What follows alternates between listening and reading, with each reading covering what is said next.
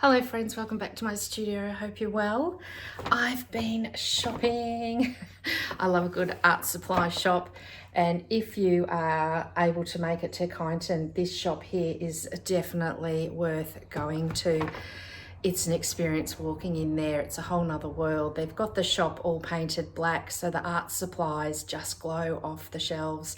It is so hard to stick to a shopping list in there. It's so lovely. They have very, very high quality product in there. And they also have a section, before the paint companies figured out how to put paint in a tube, of course, artists would go to the chemist, and this is why it's called the alchemist, I imagine, and they would buy all the raw products, so the dry pigments and the Daymar resin and gum arabic and marble dust and all of these things, and actually mix their own paints to be able to create their art. We're really lucky that paint comes in tubes.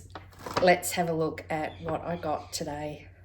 So you remember that I picked up this bowl from an op shop on my travels, and that I really loved this colour here, and this book told me that I needed vermilion to mix up this colour, and I said that wasn't going to happen. Well, I caved and I got this vermilion colour. So we'll mix that up and I'll show you how I actually achieve this colour.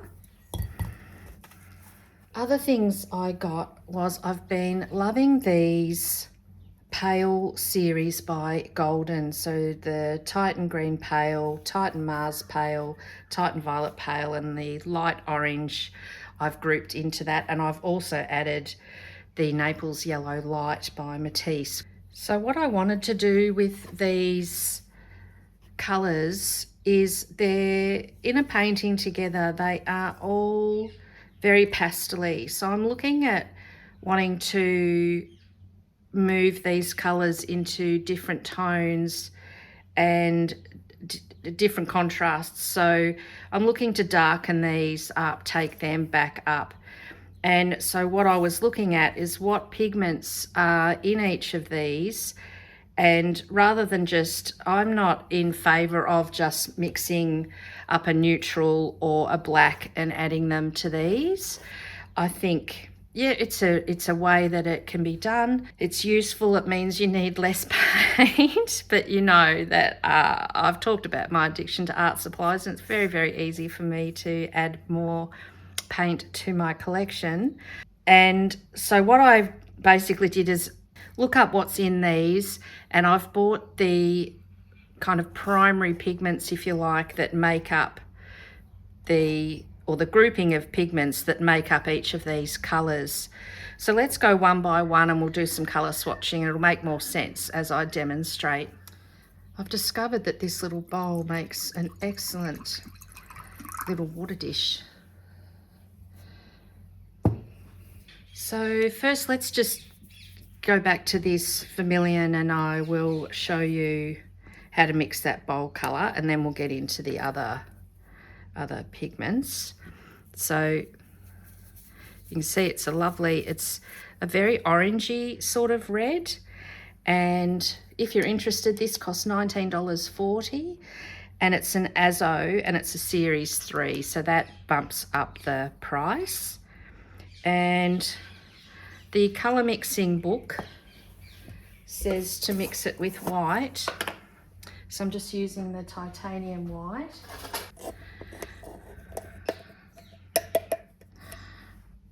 Just try and get a little bit out of there.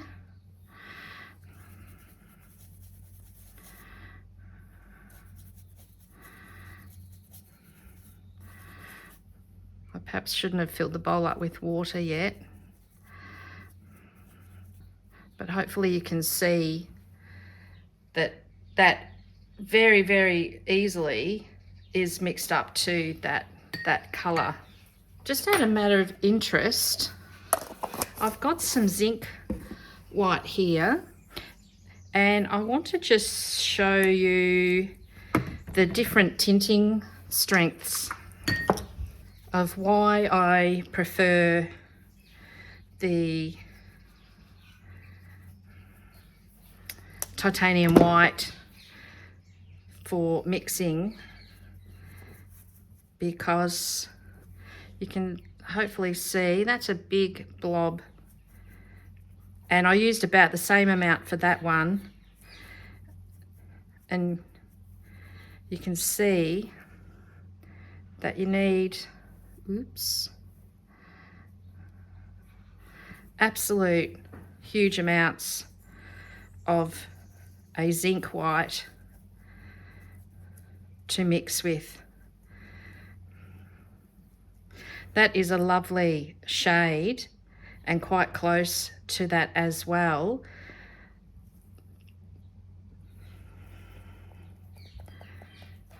So you can get lovely salmon pinks with both of those. But yeah, can you see the tinting strength of the titanium white? So if that's because it's such an opaque color, this is a semi-transparent. So that little box there is semi, and that one is opaque, and the titanium white there is opaque. So this has a much stronger tint. If that's what you're looking for, that's what you'd want to use. Now let's get into these golden range of these colors. So the Titan Green Pale is made up of phthalo green, a brown iron oxide. So a good color for that is the burnt umber, or you could use a raw umber. And it has yellow oxide.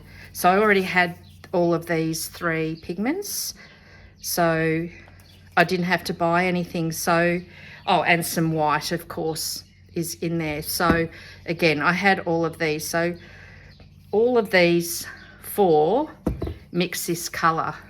So technically, I didn't have to buy this tube of paint. This amount of paint here, I can mix heaps and heaps and heaps of this. So it's probably more economical to learn how to mix. But anyway, I'm going to play around and show you how I can change this color up by adding just one each of these things. So we'll just pop this out of the way. So let's start with, this is what the Titan Green looks like on its own.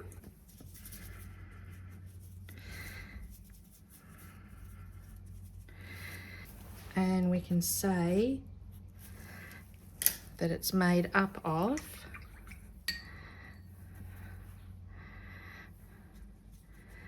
phthalo green, which is not a real surprise. Very super strong colour.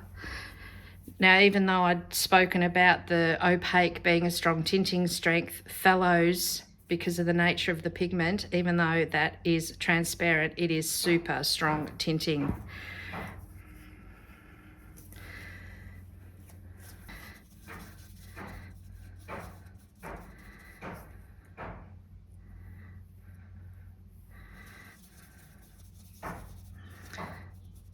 So that's the burnt umber, and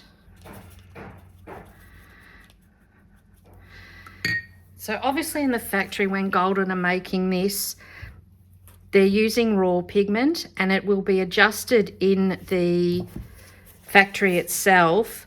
So it's not going to be 100% this, but it's really, as you'll see, it's really interesting to play with these things.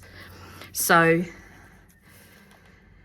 phthalo green, burnt umber, and yellow ochre or yellow oxide plus white. I won't bother putting white on a white page. Gives you this Titan Green Pale. Now let's have a play. So this Titan Green Pale mixed with a small amount of the phthalo green, a little bit more phthalo green,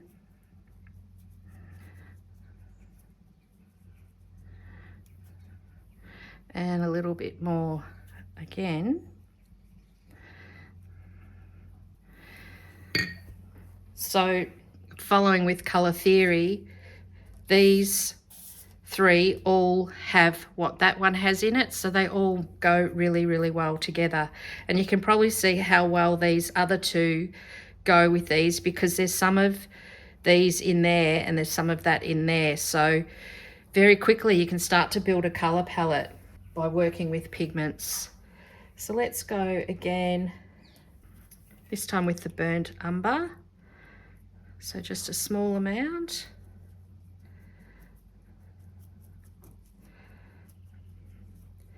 Isn't that a lovely soft neutral?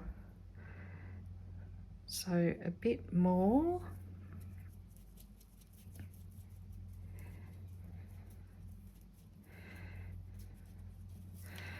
And a bit more again.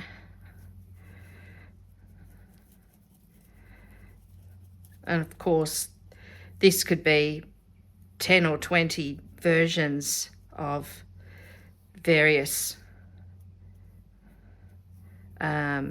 amounts of each. And again, they go really well together. And we're just using what's in this paint here. So let's go yellow ochre. So with just a little bit.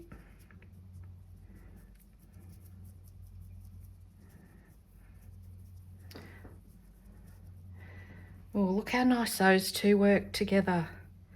That's lovely. A little bit more.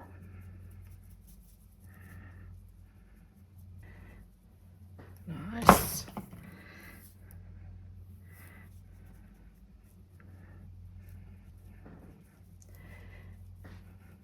So there is our Titan Mars Pale with some the phthalo green. So you can see that I can darken that up. Even with the slightest amount in it, it darkens that colour. All of these actually do darken it a bit.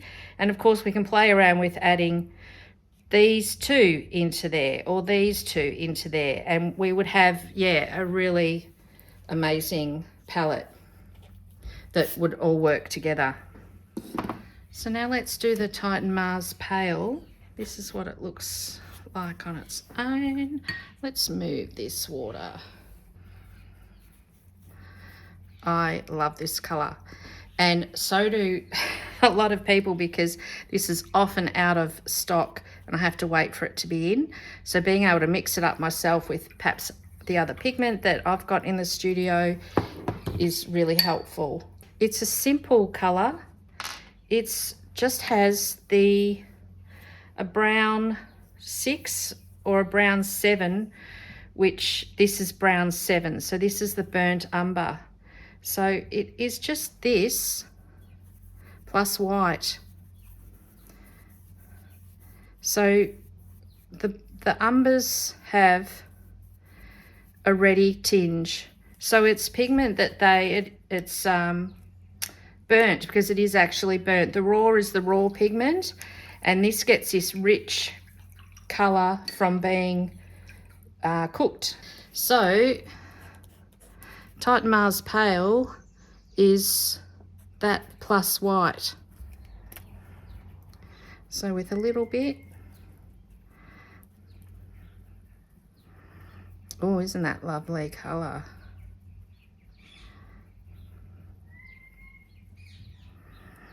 And that does darken it off.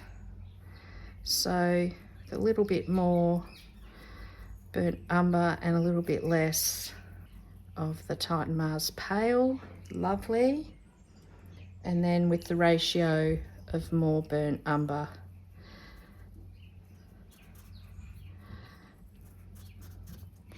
Lovely brown. So basically this, if you just kept adding white, you would get to this point. But adding more of this back in, we get these beautiful, beautiful tones. Just lovely. And they actually are working really well with these colours. And it would be because of this common pigment of the burnt umber. Like I've talked to you about before, about hero colours and things like that. That's why that's working. So let's go to the next one, the Titan Mars Pale. I love this colour. Of course I do the violet colour. Love my violets and mauves. Get my brush off.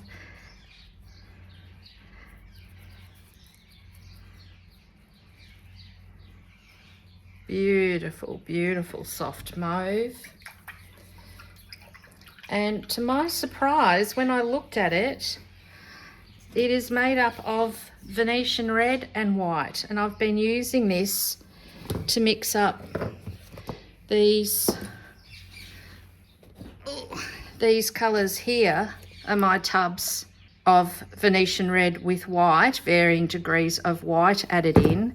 And I didn't know that if I kept adding the white, we get into this mauve colour. Now, of course, again, in the factory, it's a little bit different. They're using raw product. I'm using paints that are already mixed, so it won't get you completely there. But let's just put a little bit of the Venetian red here. That lovely, rich, earthy tone. So this is that plus white. And let's swatch it up a bit. A little bit. A little bit more. It's like a rose pink. And a lot more. And look at those with those. Wouldn't that be a lovely colour palette with you know, something in here with those? Really, really nice. So let's move to the light orange. As I said, it's not technically part of the range of golden pale, Titan pale colours, but I think it's so pale and light. It's a good marriage. Good one to include in the mix.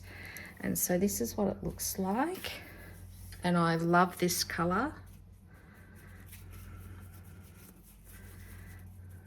I've been using that a lot in my work, and it is made up of a pyrrole orange, and if you're interested, this is a series 8 color, so it's very expensive. It was $37.95. Golden colours are much dearer in Australia, I guess, because of the custom fees and the transport. When I can, I do like having them because they are so highly pigmented. You really get your value for money with those.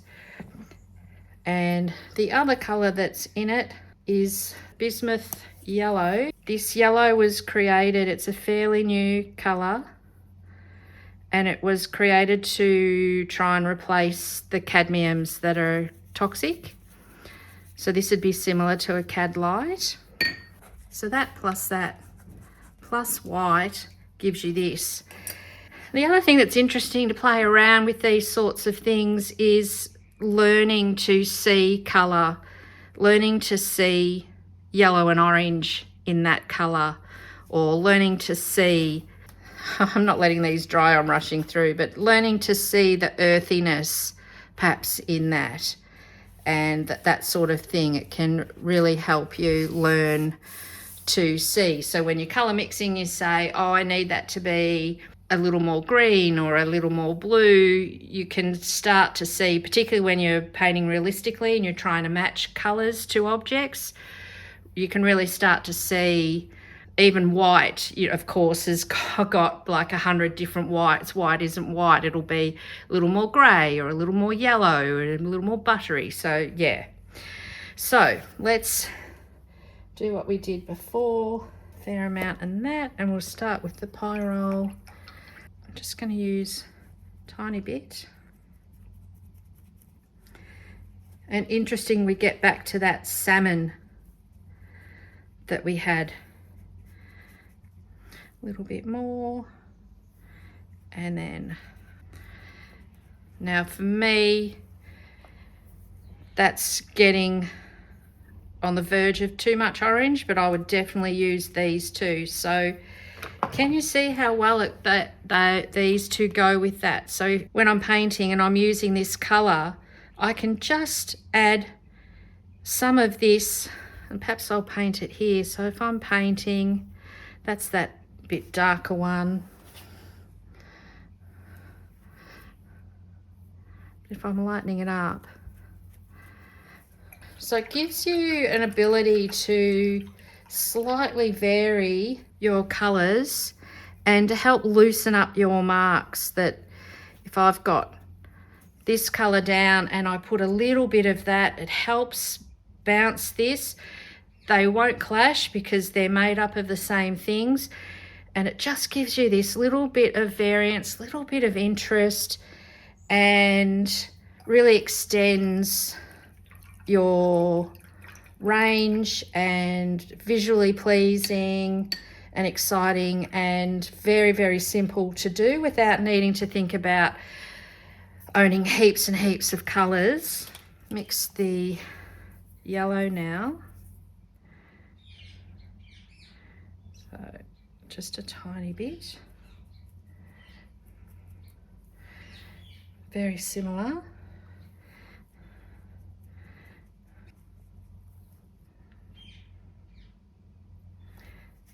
And a fair bit. So you can see hopefully how little of the light orange I had in this mix, but how different it is to this yellow.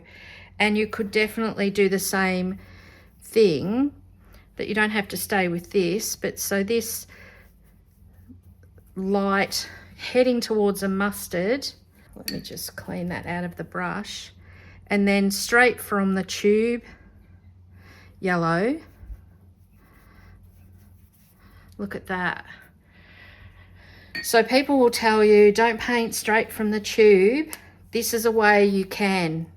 You've got this more complex color, because this color has the orange and the white and the yellow, and then you can put it next to straight from the tube yellow. I mean, this is obviously a very strong color. You'd want to be having very vibrant paintings to do this. Yeah, look at that, straight from the tube, and look how interesting that is, and then how interesting they are together. I know color theory can be quite confusing because there's so much potential, so many variables, but if you keep it simple with looking at your paint, looking at what pigments are shared, and looking at what you can do with those, and you don't necessarily have to learn the whole color wheel and what mixes with what. Have a look at your own paints that you already have and see what might work together well via what is in each one. Oh, and did I say the bismuth yellow, because it's a Matisse, it's still a series 5, so it's $19.40. So again, series 1, so it's written here. It'll always have the series number. Ones are always cheaper, and you can go up to about a series 8 or 9, I think, and they're always more expensive. And in Australia, the golden are more expensive than the Matisse.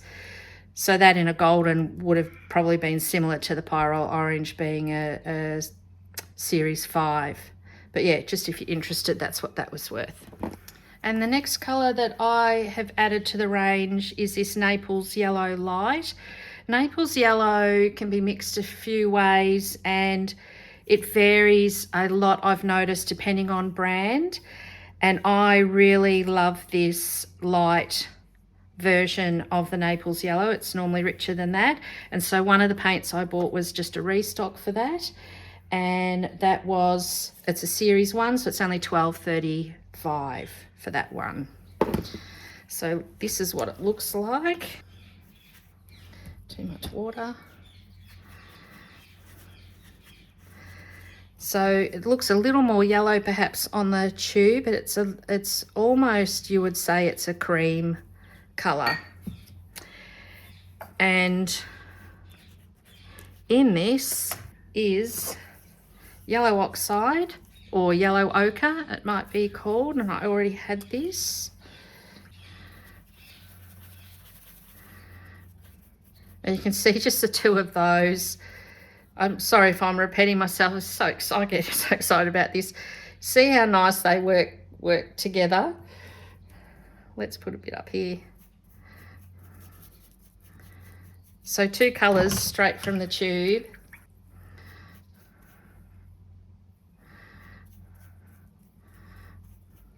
Look at that. Beautiful. And the other colour it has is Indian Yellow. And so that was one of the tubes I bought. Now this Indian Yellow is a series 4 and it was $24.25. And it looks like, so I think the old term for it is Indian Yellow. It's often called India Yellow now. If you want to get a fright, have a look up how they used to get this colour. It's synthetic now, which is good. Transparent colour. And of course, plus white. So these two very similar yellows plus white gives me that Naples Yellow light. And now if we play around with the yellow oxide first, just a touch.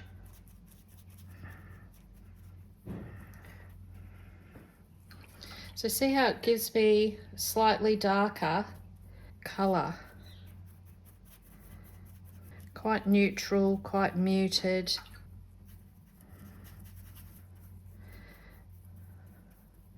There's a lovely mustard.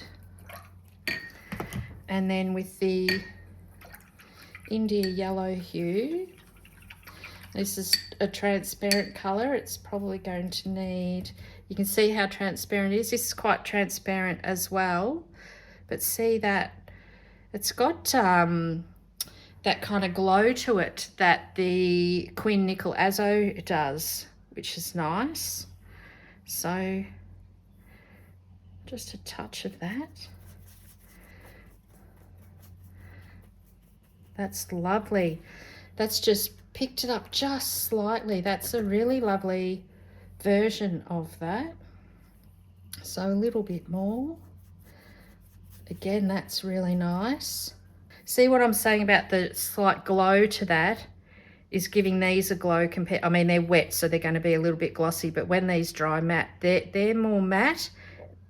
And this has got a bit of a glow to it, which is interesting. I haven't used India Yellow before. Lovely. Lovely colours. So that's really interesting. I'm loving that. And again, look at that as a colour palette of, instead of just saying that's the yellow I'm going to use in my work and then adding a black to it to darken it, look at how you can keep in the family of pigments and the range you can get. Lovely. I bought a couple of other tubes of paint that are unrelated really to what I've been talking about so far today, but I'll just mention them because they were part of the art haul. I've been looking at what colour greens I have, because when I was playing around, I bought some watercolours. I picked up this colour and I love it. It is beautiful. It translates as green earth, and I'm just playing around with the greens, and I'll do a full vlog on this. But basically I was looking up again with the pigment families. These are the pigments that are in it. Basically got Viridian, Cobalt Blue, which I don't own any, which is why I haven't colour swatched that yet. And the PG23, I've just put that there, which is this chromium green oxide. It's a little bit similar to the green earth. It's a little bit darker though, but I've just popped that there for want of trying to complete the recipe. Just to round out my greens, I've got this sap green, but it's an Australian sap green, not a true sap green. So I did go out and buy a sap green. That was a series 4 and it was $24.25. So this was probably the one thing that I didn't really need to buy, but it came home with me. But I'll talk more about greens in another vlog. I'll do a whole thing on it. My excuse for buying all that paint is because I was rounding out my palette with these lovely colours. I don't know, I can't justify it. How did you find it? Am I making sense when I'm talking about pigment families? I know a lot of you have already downloaded that pigment family colour chart that I've made up. It is based on Matisse colours, and you can always start adding to that and creating your own palette that references your own colours that you have. And do let me know, how are you finding that chart? Have you found it useful? Are you really, what are you finding? Are they great surprises? Has it been a good thing for you? I'd love to hear from you. As I'd love to hear from you how you found today's vlog. Did anything surprise you? Are you encouraged to go out and buy yourself perhaps a little bit more paint? I do hope so. Please remember to like, subscribe. Also is a great way to support me. As you can see, this was all bought with the ad revenue I get from YouTube from these vlogs. And so it's a lovely cycle of giving me support, allows me to create more vlogs for you. I know you hear everybody say it, you know what to do. Like, comment, subscribe, tick the bell so you know when I'm posting. And thank you so much for watching. I hope you have a lovely week, and I'll see you next week. Bye.